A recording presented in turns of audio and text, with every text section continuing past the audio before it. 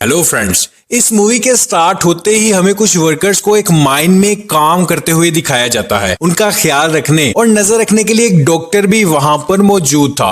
उसी वक्त उस डॉक्टर के पास एक आदमी आता है और उसे बताता है कि खुदाई के दौरान उन्हें कुछ रेडिएशंस महसूस हुई हैं। उन्हें लगता है कि उन्हें यहाँ पर यूरेनियम मिल जाएगा और वो बहुत खुश था। उन्होंने काम की स्पीड को बढ़ाने के लिए बड़ी बड़ी मशीनरीज बुला ली थी और काम तेजी से होना शुरू हो गया था। लेकिन उनके देखते ही देखते वो जमीन अंदर घुसने लग जाती है और वहां एक केव का रास्ता खुल जाता है और वो सभी ये देखने के लिए कि उस केव में क्या है उसके अंदर चले जाते हैं और उन्हें उसके नीचे बहुत बड़े जानवर का ढांचा मिलता है। और जब वो उसे करीब से देखते हैं तो उन्हें पता चलता है कि ये कोई स्केलेटन नहीं बल्कि वाकई में एक बहुत बड़ा जानवर है जो कि यहाँ पर सो रहा था और रोशनी पड़ने की वजह से वो दोबारा से उठ गया था। इसके बाद हम देखते हैं कि वो क्रिएचर उस केव से निकलकर समुद्र में चला गया था। उसके बाद हमें जापान में एक साइंटिस्ट को दिखाया जाता है जो कि फोन पर बात कर रहा था, क्योंकि जहां से वो क्रिएचर निकला था वहां से अर्थक्वेक यहां तक आ रहा था। उस जगह पर उस साइंटिस्ट के न्यूक्लियर प्लांट थे। वो उनसे कहता है कि अगर ऐसा ही चलता रहा तो मुझे अपने प्लांट यहां से कहीं और लेकर जाना होंगे। तभी हमें उसकी वाइफ और उसके बेटे को दिखाया जाता है जिन्हें लेकर वो वहां से चला जाता है। वो अपनी वाइफ से कहता है कि ये अर्थक्वेक यानी कि ज़लज़ले के झटके आ रहे हैं, मुझे ये कुछ ठीक नहीं लग रहे,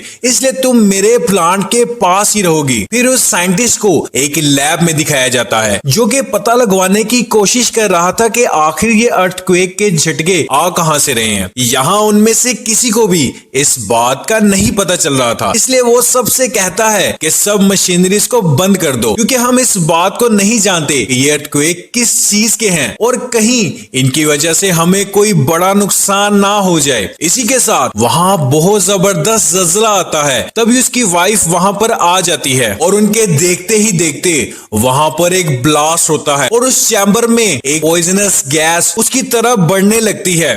साइंटिस्ट अपनी वाइफ को बचाने के लिए आगे बढ़ता है, लेकिन इन सब के लिए बहुत देर हो चुकी थी। तभी उसकी वाइफ उसे वहां का दरवाजा बंद करने का कहती है कि कहीं ये गैस किसी को ज्यादा नुकसान ना पहुंचा सके। इसके साथ ही वो साइंटिस्ट वहां का दरवाजा बंद कर देता है और काफी दुखी हो जाता है क्योंकि उसकी वाइफ उसके अंदर रह गई थी और वो मरने से पहले उसे कहती है कि हमारे बेटे का ख्याल रखना। और इसके बाद वो पूरे का पूरा प्लांट तबाह हो जाता है और यहाँ फोर्ड यानी कि उसी डॉक्टर का बेटा भी उस प्लांट को तबाह होते हुए देख रहा था। इसके बाद हमें 15 साल बाद का वक्त दिखाया जाता है। फोर्ड अब एक सोल्जर था और कुछ मंथ की ट्रेनिंग के बाद वो अपने घर वापिस आ रहा था। अब फोर्ड की शादी हो गई थी। तभी हम देखते हैं कि फोर्ड की वाइफ एक कॉल रिसीव करती है जिसमें उसे बताते हैं कि फोर्ड के फादर को पुलिस ने अरेस्ट कर लिया था। फोर्ड अपने फादर को बिल्कुल भी पसंद नहीं करता था क्योंकि वो समझता था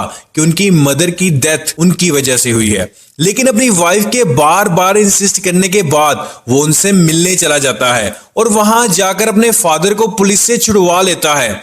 जब वो दोनों वापस घर आते हैं तो उसके फादर उसे कहते हैं कि बेटा वो सिर्फ एक एक्सीडेंट नहीं था बल्कि वो सब कुछ रेडिएशन की वजह से हुआ था और उसने फिर से वही सब कुछ महसूस किया था, इसलिए वो उस जगह गया था जहां पुलिस ने उसे जाने से मना किया था। फोर्ड के फादर उसे बताते हैं कि मेरे दोस्त ने भी वहां से कुछ फ्रीक्वेंसीज नोट की हैं और उसने उन फ्रीक्वेंसीज को रिकॉर्ड किया है। मुझे वहां जाकर इस सब के बारे में पता करना होगा और ये साबित करना होगा कि उस दिन जो प्लांट पर हुआ वो कोई एक्सीडेंट नहीं था। इसको जानने के लिए फोर्ड भी अपने फादर के साथ उसी जगह आ जाता है। वो वहां देखता है कि वहां पर कोई जहरीली गैस या रेडिएशन नहीं था, लेकिन तभी वहां पर पुलिस फिर से आकर उन्हें अरेस्ट कर लेती है। वहां पर हम उस डॉक्टर को भी देखते हैं जिसे हमने मूवी के स्टार्ट में देखा था।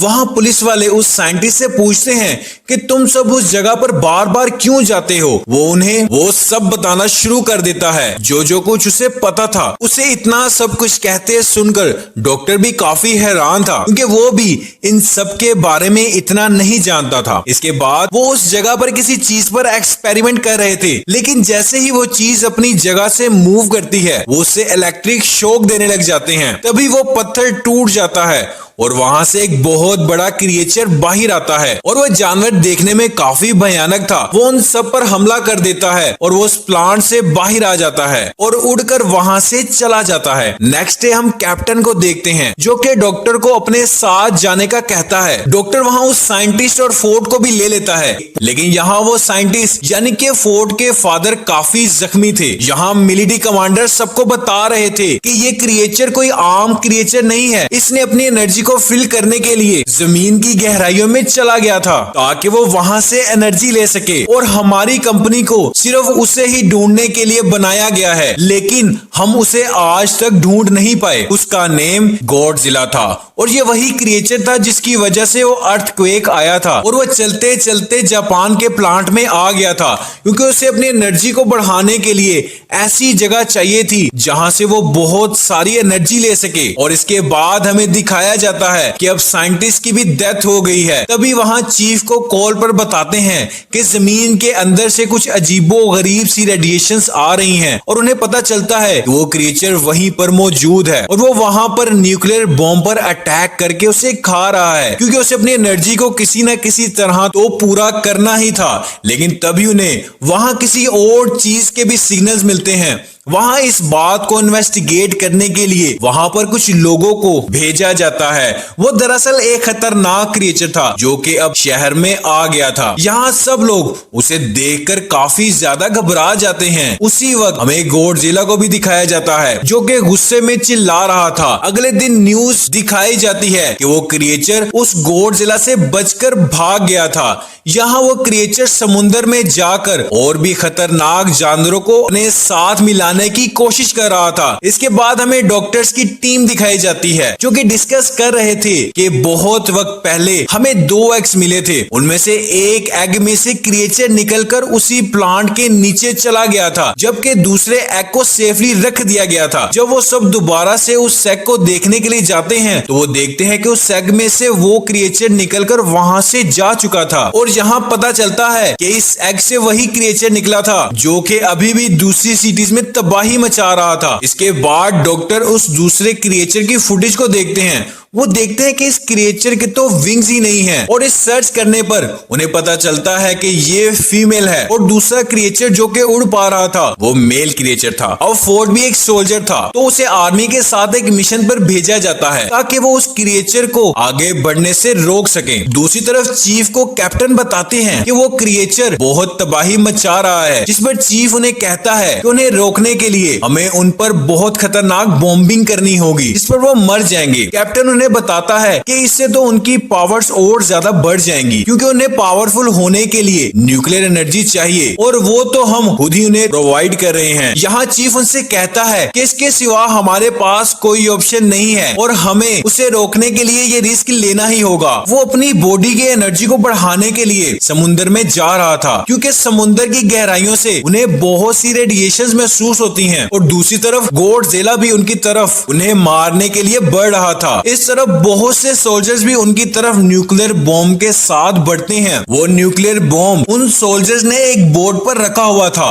लेकिन तभी वहां एक मेल क्रिएचर आ जाता है जो कि वो न्यूक्लियर बॉम्ब को अपने साथ लेकर चला जाता है। वो उस बॉम्ब को लेकर वहां से जाता है क्योंकि उन्हें जो चाहिए था वो उन्हें मिल गया था और इस बॉम्ब से वो काफी स्ट्रॉन्ग हो सकते थे। यहाँ आर्मी का प्लान फेल हो जाता है और यहाँ वो सब समझ जाते हैं कि वो इन क्रिएचर्स का मुकाबला नहीं कर पाएंगे, शायद गॉडजिला ही इनसे लड़कर हमारी जान बचा लेगा। इसके बाद हम देखते हैं कि वो क्रिएचर शहर में आ जाते हैं और बहुत तबाही मचा रहे थे, लेकिन तभी हम देखते हैं कि वहां पर गॉडजिला भी आ जाता है और यहाँ पर बहुत से सोल्जर्स भी मौजूद थे। अभी गॉडजिला उस क्रिएचर के सामने आ जाता है। यहाँ इन दोनों के दरमियान फाइट स्टार्ट हो जाती है और इन दोनों की फाइट की वजह से बहुत सी बिल्डिंग्स तबाह हो रही थी, इसलिए सब सोल्जर्स पीछे हट जाते हैं। हम यहाँ देखते हैं कि यहाँ पर सिर्फ मेल क्रिएचर ही गॉडजिला से लड़ रहा था और यहाँ गॉडजिला उस पर भारी पड़ रहा था और वो उसे मारने ही वाला था कि अचानक उसके पीछे से फीमेल क्रिएचर भी आ जाती है। अब गॉडजिला इन दोनों से अकेले ही फाइट कर रहा था। यहाँ वो दोनों गॉडजिला को अच्छी टक्कर दे रहे थे। तभी हमें आर्मी को दिखाया जाता है जिसे अंडरग्राउंड उन क्रिएचर्स के बहुत से एग्स मिलते हैं। यहाँ अब वो क्रिएचर्स गॉडजिला पर भारी पड़ रहे थे। आर्मी वहाँ पर एक बॉम्ब लगाकर बाहर आ जाती है तो जल्द ही वो बॉम्ब फटने की वजह से वो सारी जगह तबाह हो जाती है और वो एग्स भी डिस्ट्रॉय हो जाते हैं। जैसे ही वो क्रिएचर्स अपने एग्स को देखते हैं तो उन्हें अपने एग्स की फिक्र होने लग जाती है और वो दोनों गॉडजिला को छोड़कर अपने एग्स की तरफ भागते हैं। अब उस धमाके की वजह से वो दोनों क्रिएचर्स डिस्ट्रैक्ट हो जाते हैं और मौका देखते ही गॉडजिला उन पर अपनी रेडिएशन से अटैक कर देता है और वो अब दोनों को रेडिएशन की मदद से अच्छी टक्कर दे रहा था। यहाँ गॉडजिला मेल क्रिएचर को जान से मार देता है जिस वजह से फीमेल क्रिएचर को काफी गुस्सा आता है, लेकिन वो फोर्ट की तरफ बढ़ती है उसे मारने के लिए। लेकिन तभी वहाँ गॉडजिला आ जाता है और उसे पीछे से पकड़ता है और उसका मुंह खोलकर अपनी सारी की सारी रेडिएशन उसके अंदर डाल देता है जिसकी वजह से वो भी मर जाती है। इन सब के बाद फोर्ट काफी जख्मी हो जाता है और आर्मी उसे रेस्क्यू करते हुए वहाँ से ले जाने लगती है। नेक्स्ट डे में गॉडजिला को दिखाया जाता है जो जमीन पर लेटा हुआ था। यहाँ सब लोग समझते हैं कि शायद वो मर गया है, लेकिन वो मरा नहीं था बल्कि वो जमीन पर जस्ट आराम कर रहा था। इसके बाद वो उठता है और समुंदर की तरफ बढ़ने लग जाता है। वो यहाँ किसी को कोई नुकसान नहीं पहुंचाता। वो तो यहाँ सिर्फ उन क्रिएचर्स को खत्म करने आया था जिसको उसने खत्म कर दिया था। अब जैसे कि उसने उन क्रिएचर्स को मार दिया था वो वापस समुंदर में आराम करने चला जाता है और एंड पर हमें फोर्ट को दिखाया जाता है जो कि अपनी वाइफ को हग करता है और इसी के साथ इस मूवी का एंड हो जाता है।